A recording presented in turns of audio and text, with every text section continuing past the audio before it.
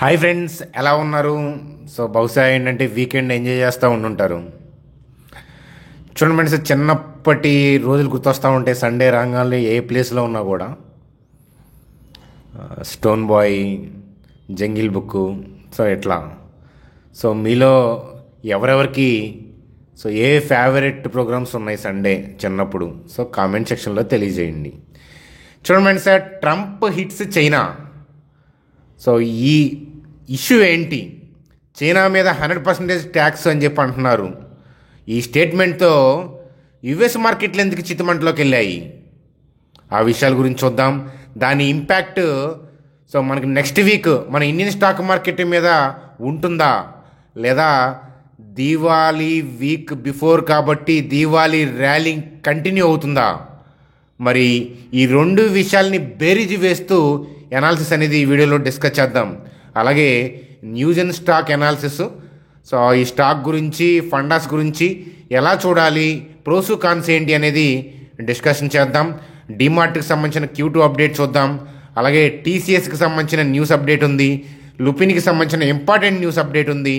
Bajaj financier and Bajaj ఫిన్సర్కు సంబంధించి business update ఉంది. ఇత్యాది విషయాలు డిస్కస్ చేస్తూ నిఫ్టీ బ్యాంక్ నిఫ్టీ యొక్క కథాగమనంతో వీడియోని రక్తి కట్టిద్దాం. చూడండి ఫ్రెండ్స్, వీడియోలోకి వెళ్ళే ముందు ఒక్కసారి లైక్ వేసుకుంటే ఒక పని అయిపోద్ది. కొత్త వాళ్ళైతే సబ్స్క్రైబ్ చేసుకోండి. మంచి మంచి కంటెంట్, మంచి మంచి వీడియోస్ ఉంటాయి, అలాగే భవిష్యత్తులో కూడా ఉంటాయి. కాబట్టి సబ్స్క్రైబ్ చేసుకోండి అని చెప్పి చెప్తాను. చూడండి ఫ్రెండ్స్, స్క్రీన్ మీద నిఫ్టీ చార్ట్ చూస్తున్నాము. అసలు ముందుగా ఏంటంటే వచ్చే వారం ఇంపాక్ట్ చేసే థింగ్స్ ఏంటో చూసుకుంటా నిఫ్టీ దగ్గరికి వద్దాం. చూడండి ఫ్రెండ్స్, మనకి చూడండి డౌ జోన్స్ చూస్తే కనుక 1.90% కరెక్ట్ అయింది. కారణం ఏంటి అంటే ట్రంప్ చేసిన కామెంట్, ట్రంప్ చేసిన కంపే ఏంటంటే Trump threatens new 100% tariff on Chinese imports November 1st or sooner. అంటే 100% టారిఫ్ విధిస్తే ఎవరికి నష్టం? చైనా ప్రొడక్ట్స్ మీద యుఎస్ వాళ్ళకే నష్టం. ఎందుకంటే యుఎస్లో ఉన్న పీపులే ఎక్కువ పెట్టి కొనాలి కదా. ఇండియాతో కన్నా కూడా వాళ్ళకి ఏంటంటే చైనీస్తో పెట్టుకుంటే ఇంకా డేంజర్ కదా. ఎంత కాదన్నా మనం ఒప్పుకోవాలి. మనం కూడా ఏంటంటే ముందుకు వెళ్తాం. కాకపోతే ఏంటంటే చైనాతో వాళ్ళు సున్నం పెట్టుకుంటున్నప్పుడు యుఎస్ మార్కెట్ నెగిటివ్గా రియాక్ట్ అవుతుంది. కానీ ఇండియాతో సున్నం పెట్టుకున్నప్పుడు ఓన్లీ ఇండియన్ స్టాక్ మార్కెట్ మాత్రమే నెగిటివ్గా రియాక్ట్ అవుతూ ఉంది. మీరు అబ్జర్వ్ చేశారా లేదా? కానీ ఇన్ ఫ్యూచర్లో ఏంటంటే అలా ఉండకపోదు. భవిష్యత్తులో టైం పడుతుంది, ఫ్యూ ఇయర్స్. అయితే ప్రజెంట్ అయితే కనుక ఆ స్టేట్మెంట్ వల్ల ఏంటంటే యుఎస్ మార్కెట్లు మళ్ళీ ఏంటంటే కుప్పకూలాయి అని చెప్పి చెప్పచ్చు అనమాట. మరి దాని ఇంపాక్ట్ మనం ఒకసారి అబ్జర్వ్ చేయాలి. అలాగే ఏంటంటే మరి దీవాళీ వీక్ అంటే దీవాళీకి ముందు వీక్ ఏంటంటే ఇన్ జనరల్గా మోస్ట్ ఆఫ్ ది ఇయర్స్ ఏంటంటే మనకి irrespective of the global issues ఏంటంటే ర్యాలీస్ వస్తాయి. మోస్ట్ ఆఫ్ ది ఇయర్స్ అలా జరిగాయి. కానీ ఈ ఇయర్ అలా జరుగుతుందా లేదా చూద్దాం. అట్లాగే ఏంటంటే మనం ఒక్కసారి చార్ట్ జాగ్రత్తగా అబ్జర్వ్ చేస్తే Q2 అప్డేట్స్తో, Q2 బిజినెస్ అప్డేట్స్తో banking, especially Kotak, HDFC bank ఇట్లా మనకి బిజినెస్ అప్డేట్స్ ఇవ్వడంతో ఏంటంటే మనకి మంచి ఫుల్ లెంత్ క్యాండిల్స్ అంటే మరబోజు క్యాండిల్స్తో ఏంటంటే అప్ ట్రెండ్ స్టార్ట్ అయింది. అది మనం డిస్కస్ చేసుకున్నాం కదా. అప్ ట్రెండ్ నడుస్తున్నప్పుడు డౌన్ సైడ్ థింక్ చేయొద్దు అని చెప్పి మనం డిస్కస్ చేసుకున్నాం. ఇన్ఫ్యాక్ట్ ప్రాఫిట్ బుకింగ్ అవుతున్నప్పుడు చూస్తూ ఉండండి తప్ప డౌన్ సైడ్ పాయింట్ ఆఫ్ వ్యూలో మనం థింక్ చేయకూడదు అని చెప్పి లాస్ట్ వీక్ మనం నేర్చుకున్నాం. ఈ పాయింట్ మీకు పనికొచ్చి ఉంటుంది. ఈ మధ్యలో ఎప్పుడైనా బ్యాడ్ న్యూస్లు వస్తే అంటే చూడండి ఫ్రెండ్స్, అప్ ట్రెండ్ నడుస్తున్నప్పుడు కూడా టెంపరీ గ్లిచెస్ వల్ల బ్యాడ్ న్యూస్లు వస్తుంటాయి. కానీ ఏంటంటే మనం అలాంటప్పుడు ఏంటంటే వెయిట్ చేయాలి. ఎందుకనంటే అప్ ట్రెండ్ నడుస్తున్నప్పుడు టెంపరీ డిప్స్ వచ్చినప్పుడు మరింత వేగంగా ముందుకెళ్తుంది. ఆ డిప్ అయ్యి రివర్స్ అయ్యే పాయింట్ని మీరు క్యాప్చర్ చేయగలిగితే, ఈ పాయింట్ గుర్తుపెట్టుకోండి, ఎప్పుడైనా గుర్తుపెట్టుకోండి. ఈ పాయింట్ అబ్జర్వ్ చేయండి. నేను ఫాలో అవ్వమని నేను చెప్పను. ఫాలో అవ్వమంటే మీరు ఫాలోవర్ అవుతారు కానీ లీడర్ అవ్వరు. కానీ నేనేం చెప్తానంటే ఈ పాయింట్ అబ్జర్వ్ చేయండి. అప్ ట్రెండ్లో ఉన్నప్పుడు మనం డౌన్ సైడ్ థింక్ చేయకూడదు. డౌన్ సైడ్ పడ్డప్పుడు మనం డౌన్ సైడ్ ఎన్నాళ్ళు పడుతుందో చూసుకొని రివర్స్ అయ్యే పాయింట్ని క్యాప్చర్ చేస్తే మరింత వేగంగా మనకి ర్యాలీలో మనం పార్టిసిపేట్ చేయగలుగుతాము. ఇది మనం అబ్జర్వ్ చేయాల్సిన పాయింట్. ఈ పాయింట్ అనేది రాసుకోండి, మీకు పనికొస్తుంది అని చెప్తాను.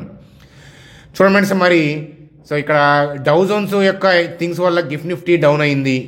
మరి దాని ఇంపాక్ట్ ఉంటుందా అని అంటే ఉంటుంది.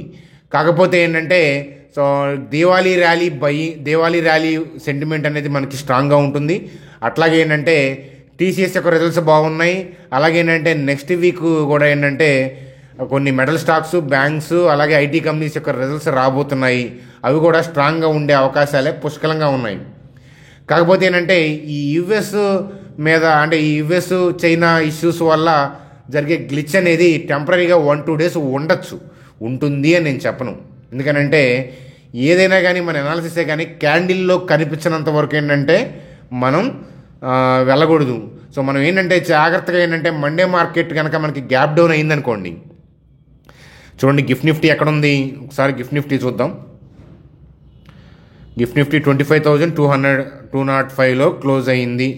సో ఇది 25,285 అంటే సో మనకి ఏషియన్ మార్కెట్స్ కూడా మనకి రేపు రెడ్ డే ఉండి సో 25,200 అరౌండే కనుక గిఫ్ట్ నిఫ్టీ ఉంటే కనుక నిఫ్టీ 25,170, 160లో ఓపెన్ అయ్యే అవకాశాలు ఉంటాయి. మీకు తెలిసిందే కదా, అవకాశాలు ఉంటాయి. 70% ఆఫ్ ది కేసెస్లో గిఫ్ట్ నిఫ్టీని ఫాలో అవుతుంది కదా నిఫ్టీ. ఓపెన్ అయిన తర్వాత అన్నీ కూడా నిఫ్టీని ఫాలో అవ్వాల్సిందే. కానీ సో గ్యాప్ డౌన్ అయ్యే అవకాశాలు ఉన్నాయి. కానీ మీరు ఒకటి గుర్తుపెట్టుకోండి, గ్యాప్ డౌన్ అయినా కూడా సో మనం టెంపరీగా ఒక 5 to 10 minutes ఏంటంటే సడన్గా పైకి వచ్చే అవకాశాలు ఉంటాయి. ఆ పైకి వెళ్ళి కింద పడే అవకాశాలు ఉంటాయి. సో ఎందుకనంటే సో సడన్గా మనకి బ్యాడ్ న్యూస్ వచ్చిన తర్వాత సో మనకి ఇలా గ్యాప్ డౌన్ అవుతుంది కదా, రీటైల్ పీపుల్ ఏంటంటే ఏం చేస్తారంటే ఓపెనింగ్ సెల్ మోడ్లోకి వెళ్తారు. ఆర్డర్లు ఎగ్జిక్యూట్ కాక ఇన్స్టిట్యూషన్స్ ఏం చేస్తారంటే లోయర్ లెవెల్లో కాస్త బై చేసి కొద్దిగా పైకి తీసుకొచ్చి సో ఈ ఏరియా అంటే నేను ఇక్కడ మార్క్ చేస్తున్నాను చూడండి, ఈ ఏరియాకి అంటే ఒకవేళ హ్యూజ్ గ్యాప్ డౌన్ అయితే let the rally come to this area. So let the rally come to this area. ఈ ఏరియాకి వచ్చిన తర్వాత అక్కడ నుంచి డిప్ అయ్యే అవకాశాలు ఉంటాయి.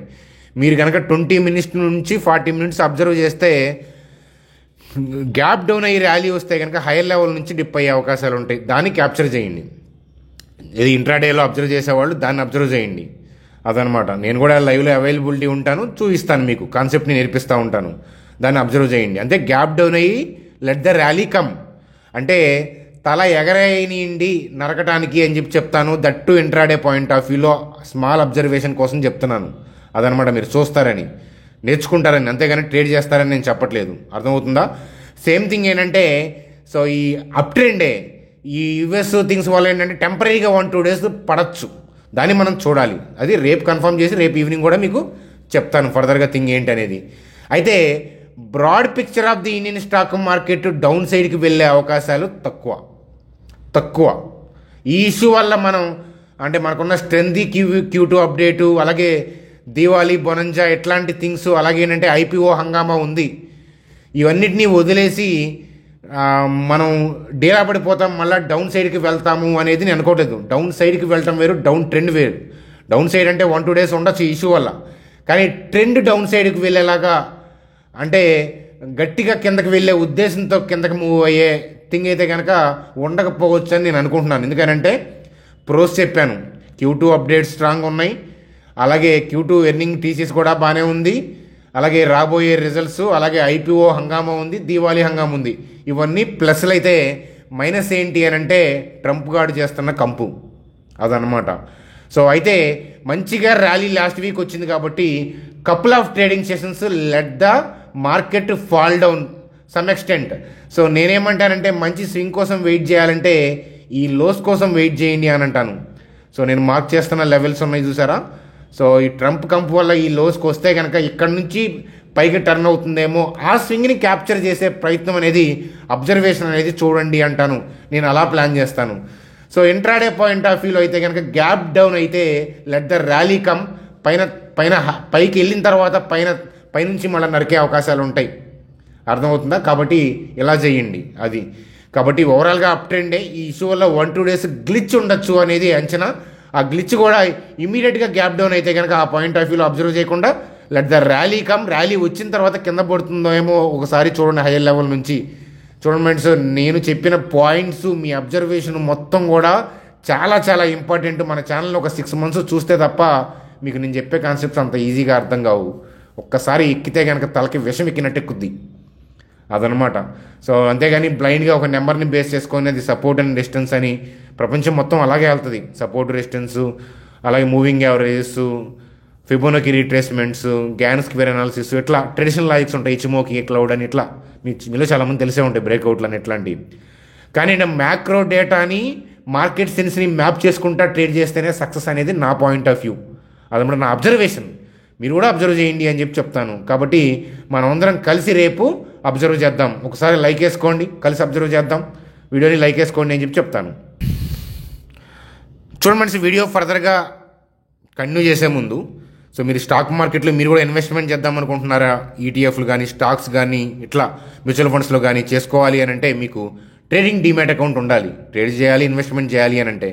కాబట్టి మీలో ఎవరికైనా ట్రేడింగ్ డీమ్యాట్ అకౌంట్ లేకపోతే కనుక, సో ఇక్కడ చూడండి, మన ఛానల్ వీడియోస్ కింద నేను 2 ప్లేస్ చేశాను, జెరోదా, ఏంజల్. వాళ్ళిద్దరూ కూడా discounted brokers. Per trade 20 rupees మీద ఛార్జ్ చేస్తారు. అలాగేంటంటే మన మనీ కూడా సేఫ్, ఎందుకంటే వాళ్ళకి ఓన్ డీమ్యాట్స్ ఉన్నాయి. అర్థమవుతుందా? So branded. అందుకని నేను ఇవేంటంటే ఇవి ప్లేస్ చేశాను. సో మీరు చేయాల్సిందల్లా జస్ట్ ఇలా లింక్ క్లిక్ చేయండి. మీరు మొబైల్ నెంబర్ ఎంటర్ చేసి ఓటీపీ ఎంటర్ చేస్తే ఏంటంటే 10 minutesలో అకౌంట్ ఓపెన్ అవుతుంది. సో అకౌంట్ ప్రాసెస్ అంతా అయిపోతుంది 10 minutesలో. సో అకౌంట్ ఓపెన్ అయిన తర్వాత మీకు ఒక ఐడి క్రియేట్ అవుతుంది కదా, ఆ ఐడిని మా టీం నెంబర్కి పంపిస్తే ఏదైనా ఇంపార్టెంట్ ఇన్ఫర్మేషన్ ఉన్నా, వాళ్ళు ఏదైనా వెబినార్లు కండక్ట్ చేస్తున్నా, నేను మీతో ఏదైనా ఇంటరాక్ట్ అవ్వాలన్నా కూడా ఆ గ్రూప్లో మీకు మీటింగ్ లింక్స్ పంపిస్తూ ఉంటాను అనమాట. కాబట్టి సో అకౌంట్ ఓపెన్ చేసిన వాళ్ళు ఐడిని రెఫర్ చేయండి. మీకు ఆల్రెడీ అకౌంట్స్ ఉంటే కనుక వీటిల్లో మీ ఫ్రెండ్స్ని, ఫ్యామిలీ మెంబర్స్ని రెఫర్ చేసి వాళ్ళ ఐడిని మన నెంబర్కి సెండ్ చేయడం ద్వారా మీరు గ్రూప్లోకి రావచ్చు. మీరు మీ ఫ్రెండ్ ఇద్దరు రావచ్చు. చూడండి, అలాగే న్యూజెన్స్ సాఫ్ట్వేర్. సో ఈ స్టాక్ అనాలిసిస్ గురించి అడుగుతూ ఉన్నారు. సో చూడండి ఒకసారి. సో న్యూజెన్ సాఫ్ట్వేర్ కంపెనీ అనేది మంచి గ్రోయింగ్ కంపెనీ. సో వీళ్ళ ప్రొడక్ట్స్ గార్ట్నర్ రివ్యూలో ఉంటాయి, చూసే ఉంటారు. గార్ట్నర్ రివ్యూలో ప్రొడక్ట్స్ ఉన్నాయనంటే ఎంత డిమాండ్ ఉంటుందో మీకు తెలుసు. అలాగే ఏంటంటే సో న్యూజెన్ సాఫ్ట్వేర్ యొక్క బిజినెస్ మోడల్ ఏంటంటే సబ్స్క్రిప్షన్ బేస్డ్ బిజినెస్ మోడల్. అంటే ఏంటంటే ముందు పే చేసుకొని దాని తర్వాత ఏంటంటే సర్వీస్ వాడుకోవాలి. ఇప్పుడు యాంటీవైరస్ ఉంది, ప్రోడక్ట్కి కొనుక్కుంటాం, దాని తర్వాత మనం ఇన్స్టాలేషన్ చేసుకుంటాం కదా. 1 year తర్వాత రెన్యూవల్ చేసుకోవాలన్నా ముందు మనం డబ్బులు కట్టాలి కదా. సో ఆఫీస్ 365 అట్లా అనమాట. అలాగే ఏంటంటే వీళ్ళ ప్రొడక్ట్స్ అన్నీ కూడా ముందు పే చేసుకోవాలి. ఒక్క Q1 తప్ప జనరల్గా ఏంటంటే మీకు ఇలా బిజినెస్లో డీవియేషన్ జనరల్గా ఉండదు. ఒక Q1లో మాత్రం ఏంటంటే సబ్స్క్రిప్షన్స్ ఆ రెవెన్యూ తక్కువ. మిగతా అంతా కూడా Q2, Q3, Q4 అంతా కూడా బాగుంటుంది. సో ఒకసారి మీరు చూడండి, సేల్స్ గ్రోత్ అనేది చూస్తే లాస్ట్ 10 years డేటా ఇక్కడ ఉంది, మీరు అబ్జర్వ్ చేయొచ్చు. ఆపరేటింగ్ ప్రాఫిట్ చూస్తే సూపర్గా ఉంది. అలాగే నెట్ ప్రాఫిట్లో చూసారా గ్రోత్ ఎలా ఉందో. సో అది చూడండి, నెక్స్ట్ 10 yearsలో ఈ కంపెనీ రెవెన్యూ, ఇప్పుడు కరెంట్ రెవెన్యూ ఎంత ఉంది, నెక్స్ట్ 10 yearsలో రెవెన్యూ ఎంతలా పెరగబోతుంది, అలాగే ఏంటంటే నెట్ ప్రాఫిట్లు ఎలా పెరగబోతున్నాయి. ఇలా చూస్తే ఏంటంటే మీకు ప్రైస్ని చూడాల్సిన అవసరం లేదనమాట. అది ఇంపార్టెంట్. అంతేగాని డబుల్ అయింది, త్రిబుల్ అయింది, సగం అయింది, ఇవి కాదు మనకు ఇంపార్టెంట్.